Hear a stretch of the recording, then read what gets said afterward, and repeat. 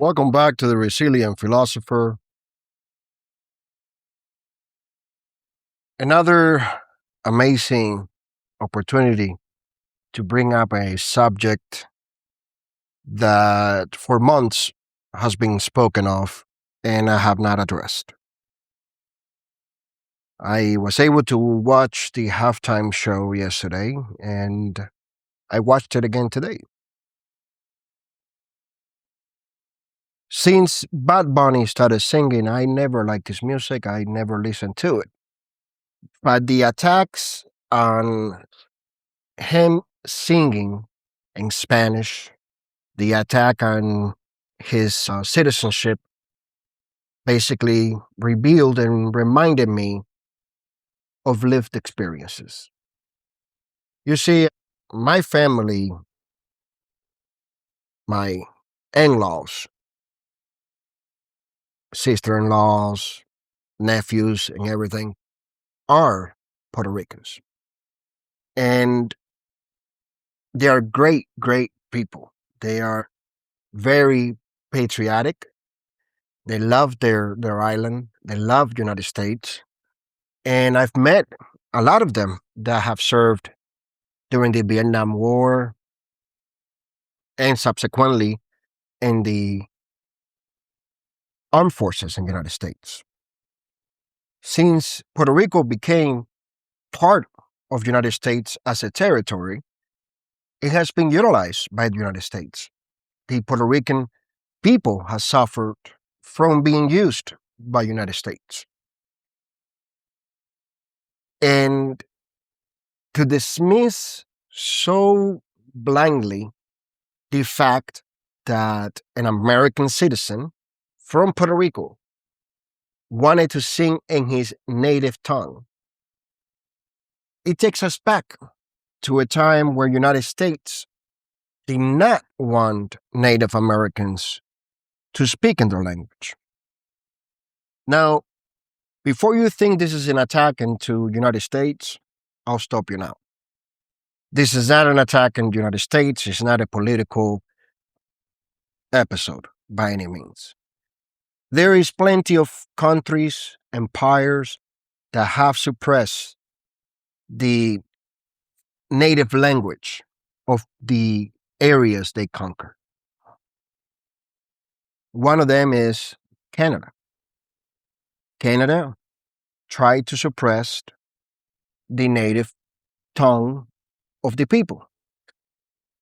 See, one of the tactics that a conqueror does in order to fully take control of a territory is setting rules that limits freedom of speech. You might think that speaking a foreign language to the conquered or conqueror, it's not freedom of speech. I mean, you're in America, speak English. You're in Canada, speak French or English. You are in any other country, you're expected to speak that language of the country. But there is a surprising effect that when you study and communicate in your native language, your ability to put emotions into your words and be able to freely open up your thoughts are important. That is why we have books like the Bible translated into so many different languages. Because it's known that once you read it in your native language, or as in said in Spanish, vaguely translated in your maternal language, it touches you in a more profound way. So when you apply that to the fact that Bad Bunny wanted to sing in his native tongue, why not? If you suppress that, you're suppressing freedom of speech. He's not negating being American or being part of America. He just wanted to sing in his native tongue. And after watching the show, I completely enjoyed it. As a matter of fact, ever since it was announced that he was going to be the artist for the halftime show, I started to listen to his music. And even though I do not like his earlier work, the album DTMF, I think is amazing. It touches me in a very particular aspect because the nostalgia of your native land and your native way of life can be profound. It could be, it is very attached to emotions and identity. You see, as much as we say or think that we need to act a certain way or be a certain way, the reality is that when we put ideologies ahead of humanity, we're no longer identifying ourselves, we're letting others identify us. Now, this doesn't mean that it's a right to do whatever you want or people have to listen to you. No. There are social rules, social mandates, maybe unwritten, maybe unspoken, but the bottom of it is you can do harm to others. Whether that harm goes with words or with actions, we have the grounded area that we are all humans. We are all emotional animals. And in that sense, identity becomes your awareness of how you view the world. You can be told many things, you can be described in many ways, but it's your choice which perception you want to have of life. How you want to identify yourself is with the people you agree or disagree with. You might think that it is okay to make remarks, or also known as microaggression comments, aggressive comments, I should say. And I'll be honest with you, working in construction, it created an environment that off color jokes, microaggression was a normal thing to do. And I became immune to the deeper meaning of the words being used. And now sometimes I catch myself thinking that certain phrases are okay when they're not. See, if your phrase, if your words are going to put other people down, are going to make other people feel inferior, and whether it makes you look superior or not doesn't really matter. You're still putting yourself above humanity, because we are all capable of saying things that other people would not like to listen to. And that in itself creates an inferiority complex where now you automatically assume that the world is against you. And that survival instinct kicks in and we become primitives.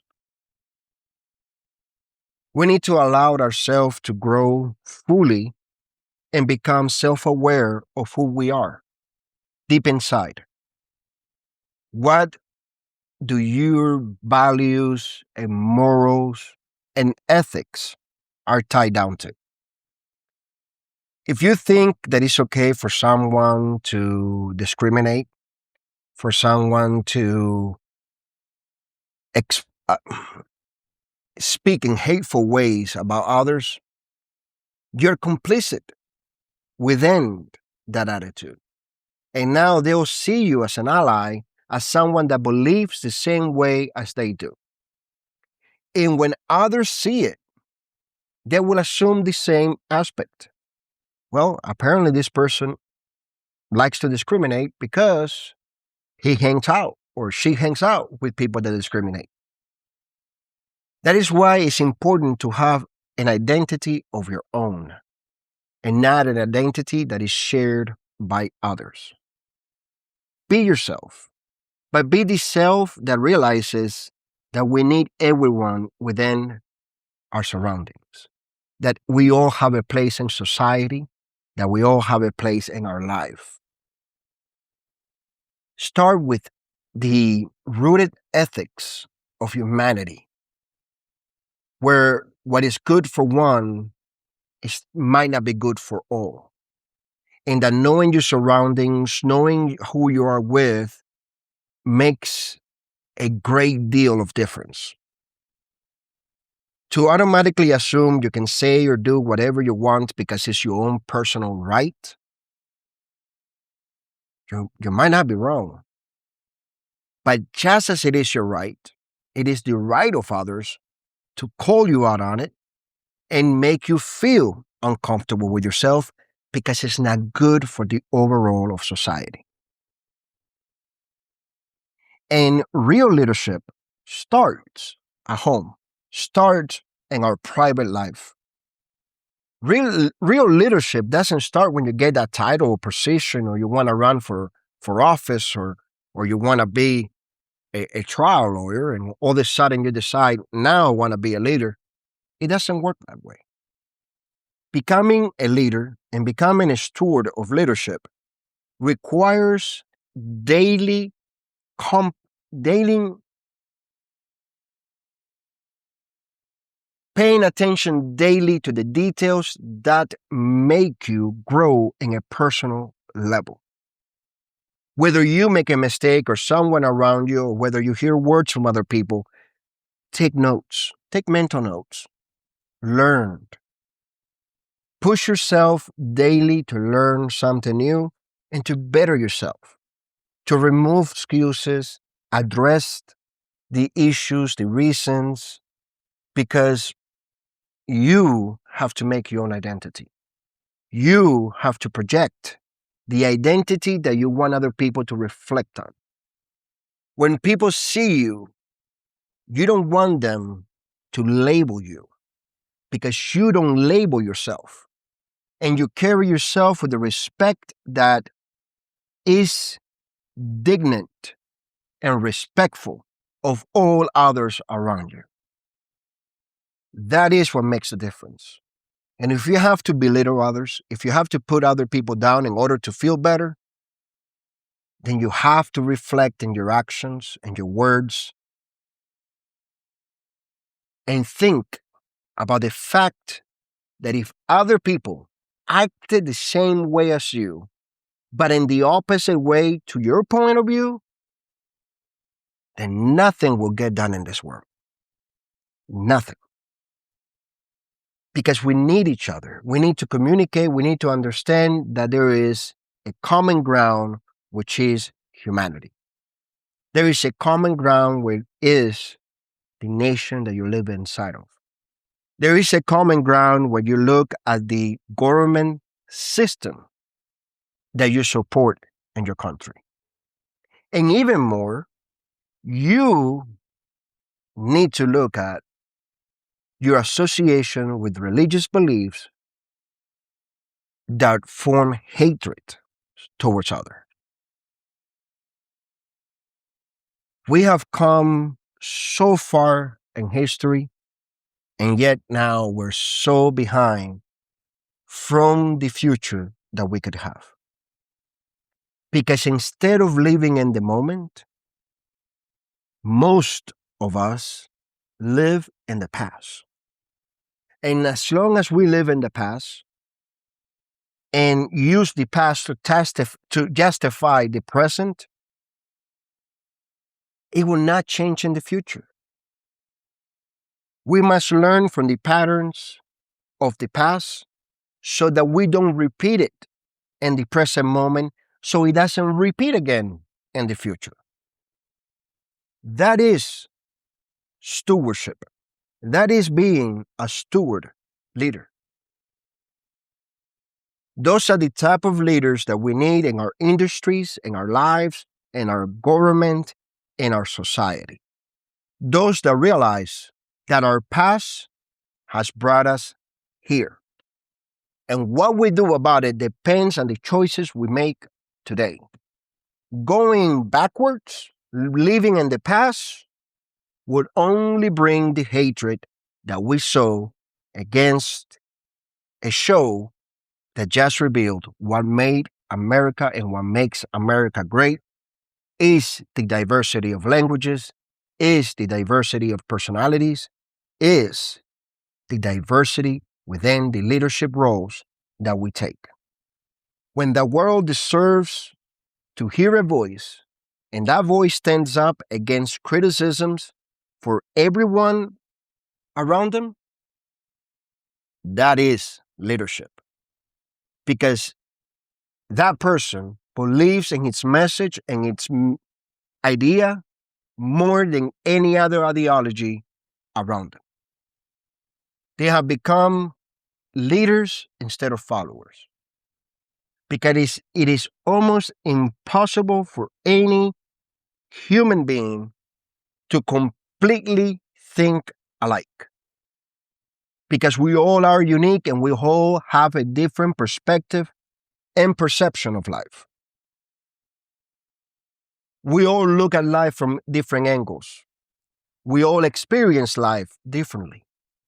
And when you put yourself a label and identify yourself through an ideology, you're missing the most valuable aspect and the most beautiful part that makes us human, which is self identity and the ability to work together with others based on the ethics of being human. Thank you for listening to another episode of The Resilient Philosopher. As you know, you can find over 1,100 articles on our website. We also have, well, I have 3 books. They are available to be downloaded on Kindle or in the website at visionleon.com. That is vision, Leon.com. Thank you again for listening to another new episode. This is Dantes reminding you to always show up for yourself.